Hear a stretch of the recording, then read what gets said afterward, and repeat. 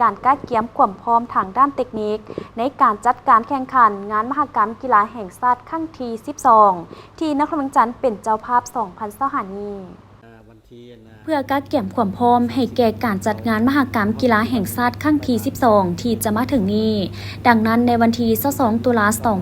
2025 ท่านศรีจันทร์จิตจปัญญาหัวหน้ากลุ่มกีฬาระดับสูงทั้งเป็นหัวหน้าคณะกรรมการเทคนิคจัดการแข่งขันได้ให้สัมภาษณ์ต่อสื่อมวลชนเกี่ยวกับสภาพการก้าเกียมความพร้อมของคณะกรรมการเทคนิคจัดการแข่งขัน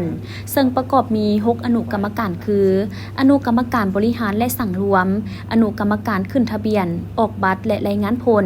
อนุกรรมการจัดการแข่งขันอนุกรรมการสนามและอุปกรณ์อนุกรรมการมอบเหรียญรางวัลอนุกรรมการรับผิดชอบการอุทธรณ์ด้านเทคนิคมีบุคลากรของกรรมการเทคนิคจัดการแข่งขันบรรดาสหพันธ์กีฬาแห่งชาติและอาสาสมัครสวยหับไซจัดงานแข่งขันทั้งหมด 1,661 คน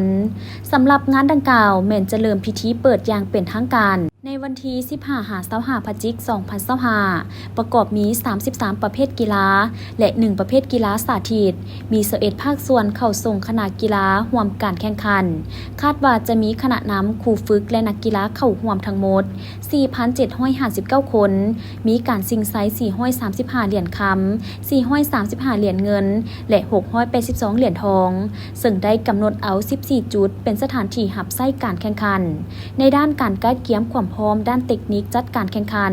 ที่ได้จัดตั้งปฏิบัติผ่านมาโดยเฉพาะแผนเวียกที่ปฏิบัติสำเร็จมีการกำหนดสถานที่รับไส้จัดการแข่งขัน 14 จุดร่วมกับนครหลวงเจ้าภาพและสหพันธ์กีฬาแห่งชาติสำหรับการสร้างกฎระเบียบรับไส้การแข่งขัน 33 ประเภทกีฬา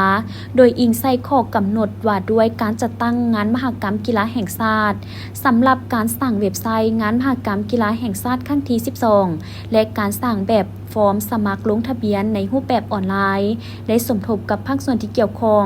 จัดตั้งการประมูลเวียกงานจัดซื้ออุปกรณ์รับไส้การแข่งขัน 33 ประเภทกีฬาสำเร็จการจัดกล่องประชุมร่วมกับบรรดาสหพันธ์กีฬาแห่งชาติเพื่อปรึกษาหารือกำหนดจำนวนประเภทกีฬาสำเร็จการจัดกล่องประชุมร่วมกับบรรดาสหพันธ์กีฬาแห่งชาติเพื่อปรึกษาหารือกำหนดจำนวนคณะรับผิดชอบจัดการแข่งขันผู้ควบคุมการแข่งขันกรรมการตัดสินผู้ช่วยกรรมการตัดสินและผู้ช่วยภาคสนามของบรรดาสหพันธ์สำเร็จการติดตั้งอุปกรณ์ไอทีรับใช้การขึ้นทะเบียนออกบัตรและรายงานผลอยู่ตึกสำนักงานกระทรวงศึกษาธิการและกีฬา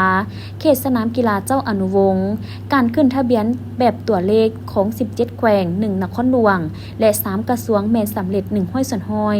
ซึ่งแสดงถึงความตื่นตัวของผู้เข้าร่วมส่วนความพร้อมด้านสนามกีฬาเพื่อรับไส้การแข่งขันแม่นปัญหาที่พวกเขาให้ความสำคัญเป็นพิเศษโดยรวมแล้วมีความคืบหน้าอยู่ในระดับ 90 ส่วนห้อยหา 95 ส่วนห้อย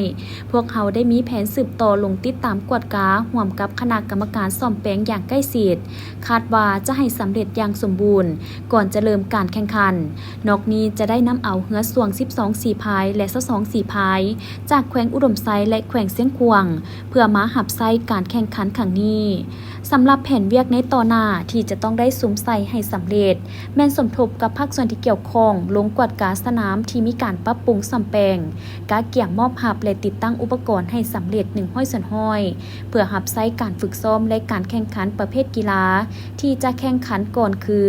สินลอนบั่นบวงยิงปืนหน้าเกกปั่นจักรศิลาดหมากเซิกและประเภทกีฬาอื่นๆซึ่งท่านสามารถติดตามได้ในเว็บไซต์งานมหกรรมกีฬาแห่งชาติครั้งที่ 12 หรือเวียนเทียนเกม 2025.org สืบต่อประสานงานกับบรรดากรรมการบรรดาแขวงและกระทรวงที่ส่งคณะกีฬาเข้าร่วมการแข่งขันเพื่อกาเกียมออกบัตรให้ทันกับกำหนดเวลาสมทบกับภาคส่วนที่เกี่ยวข้องกาเกียมจัดกล่องประชุมฝึกอบรมบุคลากรและอาสาสมัครตามแผนที่ได้กำหนดไว้แต่ละประเภทกีฬากาเกียมจัดกล่องประชุมเทคนิคจัดการแข่งขันทั่วประเทศในวันที่ 31 ตุลาคม 2025 เพื่อสรุปเวียกงานและพร้อมที่จะก้าวเข้าสู่การแข่งขันอย่างเป็นทางการในเดือนพฤศจิกายนสืบต่อฝึกน้องนางสาวถือถาดมอบเหรียญรางวัลให้สำเร็จภายในเดือนตุลาคม 2025 นี้ในตอนท้ายท่านยังขอเชิญชวนชาวนครหลวงจันทร์และประชาชนบรรดาเผ่าช่วยให้การสุขยูสนับสนุนในการจัดงานมหกรรมกีฬาแห่งชาติครั้งนี้ให้สำเร็จตามคาดหมาย